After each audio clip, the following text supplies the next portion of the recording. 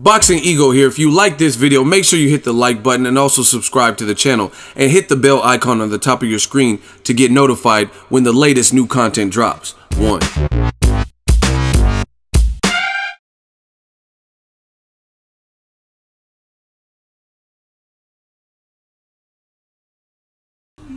Imagínate que agarramos la bola así. A ver quién le atinaba al güero.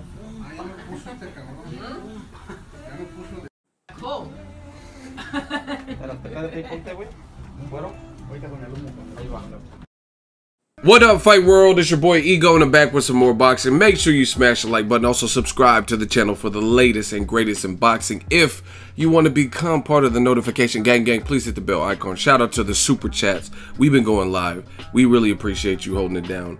I appreciate it. And shout out to the channel donations and the Patreon family. We working. Now, shout out to Box Nation. Link in the description. There's a quick, brief, under 5-minute interview they conducted with Billy Joe Saunders, who has a fight coming up, and he's fighting Willie Monroe September 16th.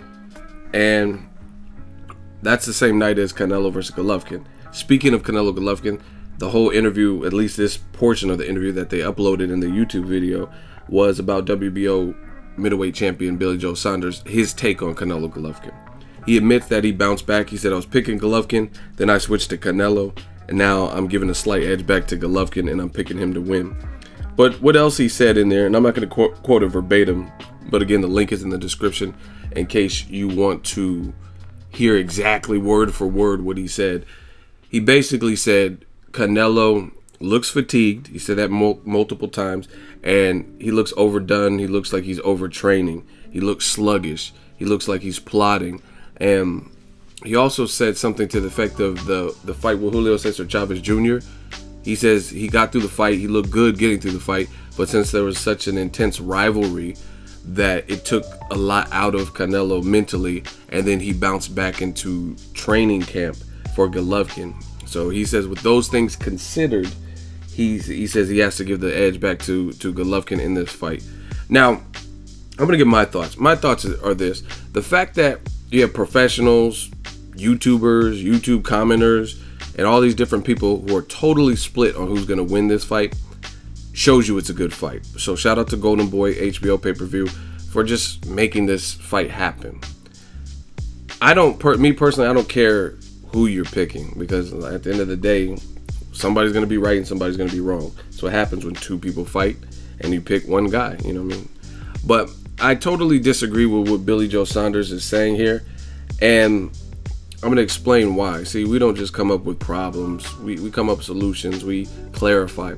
The reason why I disagree with a lot of what he was saying, to be honest. The whole overtraining, I think that aspect is blown out of proportion. You know what I mean? Especially with boxers. I really do.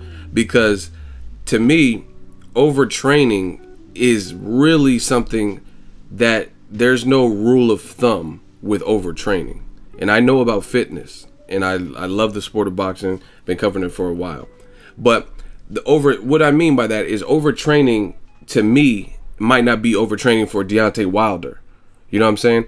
Different people have different systems. Like Deontay Wilder did an interview with DBM, and he says, I don't even jog at all. I do no cardio. But he's very athletic in there. You know what I mean? Versus there's other boxers. I just seen Anthony Joshua, and he says he just ran 6 miles. So different people have different programs. That's one thing. Two, overtraining means something different to different people. And I came up like idolizing the bodybuilding world. Like, you know what I'm saying? I like the Arnolds and pumping irons, and I was just real interested in that scene at one point in time. You know what I mean? I was in real good shape, things like that. And I just did a lot of research on the subject. And overtraining can happen in bodybuilding, competitive bodybuilding, just people who are in shape and going to the gym.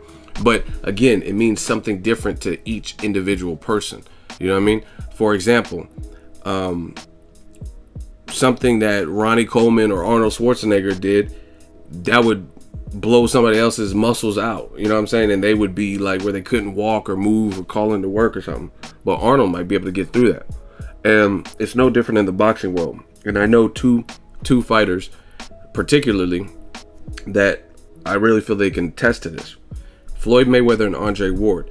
I've watched Andre Ward training, even for fights like, let's say, Alexander Brand. That wasn't, no one really suspected Brand would be a huge threat to Ward, but he trained like a robot. Like, he was just in there for 3.5 hours, and it was like 2 days after the fight was announced, and he's training like that. Yet when it come fight time, he didn't look ring rusty, he didn't look like crazy. And I've heard the same thing with Floyd Mayweather. Like, he's just, when he's training, so he might train 3-4 hours or something like that, but to somebody else that might be overdoing it. So I think, I mean, Billy Joe Saunders, he has his own opinion on it. I'm just telling you why I don't agree with that. So there, you can overtrain, but like I said, it means something different to different people. You know what I mean? And I felt like Billy Joe Saunders in this interview was hedging his bet a lot. He was saying like, oh, I was picking Golovkin, I'm picking Canelo, now I'm picking Golovkin slight. He says that the fight could go one of two ways. Either it's going to be an all action, you know what I mean, war, live up to expectations, or one person's going to get annihilated. And then he said, oh, but some people believe that this could be competitive and could be a close decision, which is maybe, you know what I mean? So you just gave 3 different scenarios. So it's like, at that point, you have to almost be right? You said you were picking Canelo, Triple G, and Canelo, and I understand that to a degree because I was picking Golovkin for a while, and then I switched to Canelo. But I analyzed it, and when I told the public on my channel that I was switching to Canelo, I'm just sticking to it. I'm just sticking to my guns, and that's what it is. If I'm wrong, I'm wrong. If I'm right, I'm right. It's going to be one of those 2 options, but I'm picking Canelo. And like I said, this is not because someone thinks differently. I don't see this whole overtraining thing. The other thing is you got to understand social media. I'm like the king of social media in the boxing world. Like, meaning you look at all my platforms and we're popping. YouTube, we got almost 100,000. Thank you to the fans. Instagram, 70,000+, 20,000+ on Facebook. We're on Twitter. We have a presence everywhere, right? At the fights, stuff like that. So I know a thing or two about social media, and one thing I know is if you have an account or whatnot, you put out what you want people to see. Most people. I mean, some people are like more loose-lipped, but especially like a fighter. So my point being, Canelo's trainer, Reynoso, they're putting out what they want you to see or what they don't mind you seeing. So there's only so much information that you can even draw from, because Billy Joe Saunders is training in the UK or Spain or something. I think he's in Spain, to be honest. And Canelo's training in the States. So with the limited amount of information, what have you seen? You know what I mean? You've seen Canelo flexing, or pictures of Canelo, or Canelo walking out of a cryo chamber, stuff like that. Maybe a quick glimpse of him, because this is what I do for a living. So I cover the boxing. So I'm pretty sure we've seen some of the same clips. We've both seen the media days, stuff like that. So I really feel like this whole overtraining is getting blown out of proportion, because at the end of the day, it's not even that much information. I've been to media days and the fighter doesn't do anything. You know what I mean? Where they do some real light. I've been to media days, Andre Ward or somebody, and he's wearing a Jordan jumper and he just shadow boxes and that's it, and he leaves. You know, he's not jump roping and breaking a crucial sweat. So, you know what I mean? There's only so much people are going to show you in a media day, especially the media day, the public workout for this particular fight was outdoors. It was 100 triple degrees. So, you know what I mean? I feel like there's so limited information. Like, have you watched rounds of Canelo sparring? No, you might have watched some shit from HBO 24/7, but they're splicing it up, you know what I mean? Or some Instagram video or something like that. So I just think I don't agree with Billy Joe Saunders. I think it's blown out of proportion. You guys seen the clips at the beginning? Canelo looks fine. At this level, when you're at an elite level, and also like an elite level in terms of Canelo's been here before with massive fights. Floyd versus Canelo did record-breaking live gates that was only recently beaten by other big fights with 2 people that speak English, like a Pacquiao or Conor McGregor and Floyd. You know what I mean? But he's been there before. He's had big fights. The Cotto fight was a very big fight, stuff like that. So I feel like he has the same team in place. He has a new strength and conditioning coach. Maybe he's working on certain things, but I don't really think they're going to be pushing it to the point where. And when I think of overtraining, especially for a boxer, typically what happens is overtraining leads to injury. And to my knowledge, I haven't heard of any major injuries within Canelo or Golovkin. So I think that's the biggest danger for overtraining, is you end up overtraining to the point where you get injured.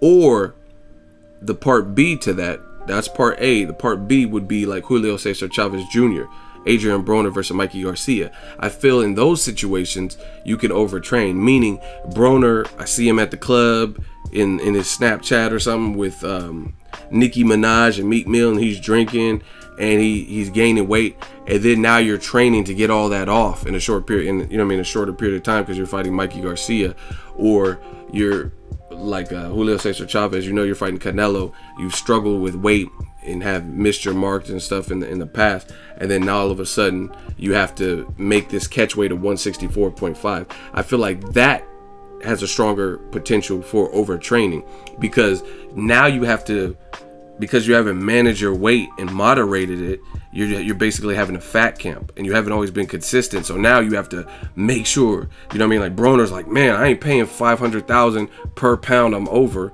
That's gonna make me look bad, and that's gonna tax my wallet. So I feel like situations like that, you have a stronger chance of overtraining, because you haven't been consistent. Now you got to meet this catch weight that you're not accustomed to, and you have to get the pounds off, and sometimes you offshoot it.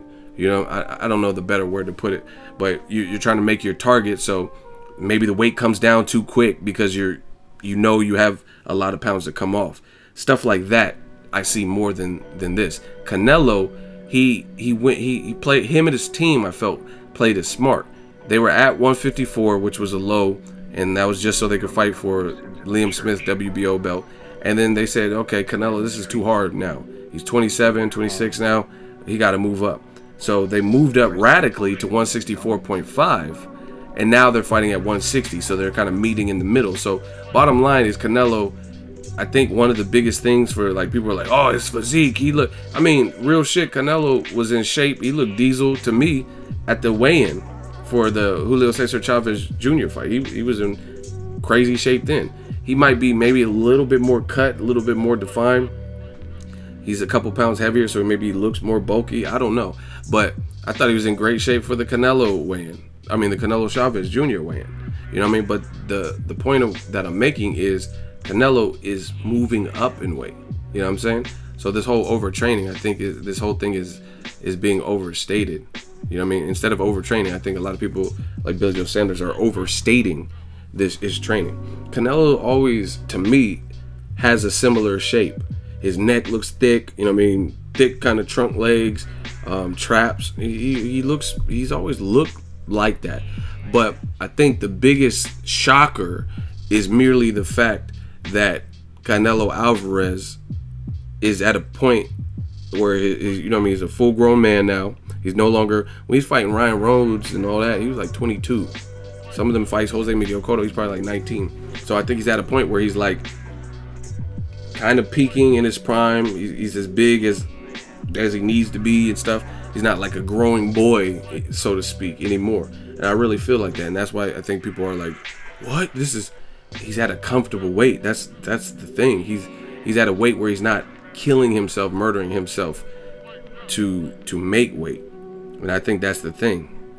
That's why he looks a little bit more bulked out, because he's comfortable. I don't think it has anything to do with training. I think he shouldn't.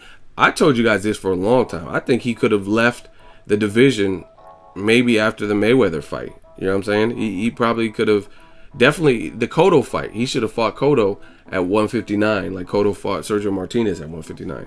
I think he could have at that point. You know what I'm saying? But he chose, for whatever reason, to stay around and keep stretching it and get paydays and fight Khans and Liam Smiths and James Kirkland. He kept doing it, and then it got to a point where I think his body rejected the idea.